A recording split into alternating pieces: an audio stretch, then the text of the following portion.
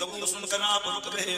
آپ نے مسلمان سے فرمایا کس بات میں جھگڑ رہے ہو؟ کہنے لگا حضور یہ عیسائی ہے، میں مسلمان ہوں، میں کہتا ہوں کہ میرا نبی افضل والا ہے، یہ عیسائی ہے، یہ کہتا ہے کہ عیسیٰ افضل والا ہے. وہ عیسائی بیان کر رہا تھا کہ جناب عیسیٰ مردوں کو زندہ کرتے تھے، آپ کے پیغمبر صلی اللہ علیہ وسلم نے مردوں کو زندہ کیا. فرمانے لگے کیا کہا تم نے؟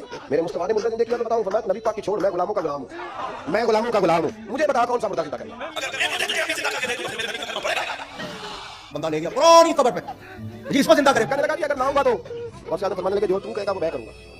کہنے لگے ہو گیا تو پر میں پتا ہے کہ کون تھا. انہوں نے کہا یہ گانے بجانے والے تھا. نوٹ کرو بھی سارے پوچھو تسلی کرو. ایسا ہی تھا جی، ایسا تھا. ابھی 100 سال پہلے تھا، کسی نے بتایا اتنا. بس پاک نے اٹھ اچانک اس کی کمر پھٹی اور وہ مردہ گانا گاتا ہوا باہر کھڑا ہو گیا. او خدا نہ گلا بند کر دو. بزرگی بچانے سے کسی دی ہے پٹھیے پٹھیے گلا بند کرو. نہ وہ سے عالم فرماتے ہیں مادر زاد ولی اللہ ہونے کے باوجود فرماتے ہیں میں نے 40 سال عشاء کے وضو سے فجر پڑھی. کتنا عرصہ، کتنی عبادت کر رہے ہیں. عشاء کے لیے وضو کیا، ساری رات عبادت میں گزاری، صبح فجر. 40 سال. فرماتے ہیں 15 سال میں نے اس طرح گزارے. عشاء کی نماز کے بعد اپنے حجرے میں جاتا، اونٹی ایک گاڑی ہوئی تھی دیوار میں، کچھ بھی سمجھنے کو لگایا ہوا، اس کو پکڑ لیتا اور ایک ٹانگ اٹھا لیتا، بسم اللہ الرحمن الرحیم سورہ فاتحہ سے قرآن پڑھنا شروع کرتا اور اٹھائی ہوئی ٹانگ زمین پر اس وقت رکھتا تھا جب پورا قرآن ختم کر لیتا تھا. 15 سال اس طرح گزارے. او خدا نہ گلا بند کر دو. بزرگی بچانے سے کسی دی ہے پٹھیے پٹھیے گلا بند کرو. حضرت سیدنا غوث اعظم بغداد میں بیٹھ کے تقریر فرماتے تھے اور مصر والے مصر میں بیٹھ کے سنتے تھے. مائک نہیں تھا، اسپیکر نہیں تھا، ایمپلیفائر نہیں تھا، واکی ٹاکی کوئی اور سسٹم نہیں تھا. روحانیت کا یہ عالم کہ آپ اپنے ممبر پر ہیں اور پوری دنیا سن رہی ہے. لاکھ کا مجمع آواز فرما رہے ہیں تو ہر ایک کو یوں آواز جا رہی ہے جیسے اس کے کان میں بول رہے ہیں. آپ دریا کے کنارے جا رہے ہیں، بڑھیا رو رہی ہے، بڑھیا بڑی عمر کی. کیا ہوا؟ کون ہے آپ؟ میں عبد القادر. اس نے کہا غوث پاک کو. میں ہاں میں نے اپنا بیٹا دولہا بنایا تھا. دولہا بنایا تھا، بڑے ارمانوں سے اس کو سجایا تھا، کشتی میں بٹھایا تھا، دلہن لانے کے لیے بھیجا. آیا نہیں، انتظار کر رہی ہے. برسوں گزرے، بیٹا مجھے لا دو. کتابوں میں 12 سال پہلے اس کے بیٹے کی برات تھی. کتنا سال اونچی ایک بار اور غوث پاک نے ڈوبی ہوئی برات واپس لوٹا دی.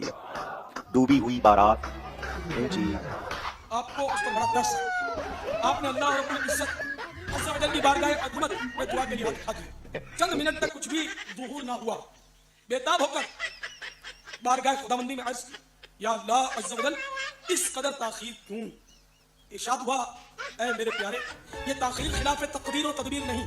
ہم چاہتے تو ایک حکم کن مانے ہو جا.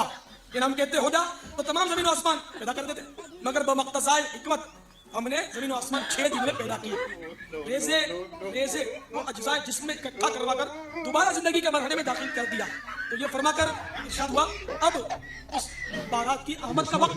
ابھی یہ کلام اختتام کو نہ پہنچا تھا کہ یکایک وہ کشتی اپنے تمام تسار و سامان کے ساتھ معدودہ دلہن و باراتی سطح آپ پر نمودار ہو گئی اور چند لمحوں میں کنارے آ لگی.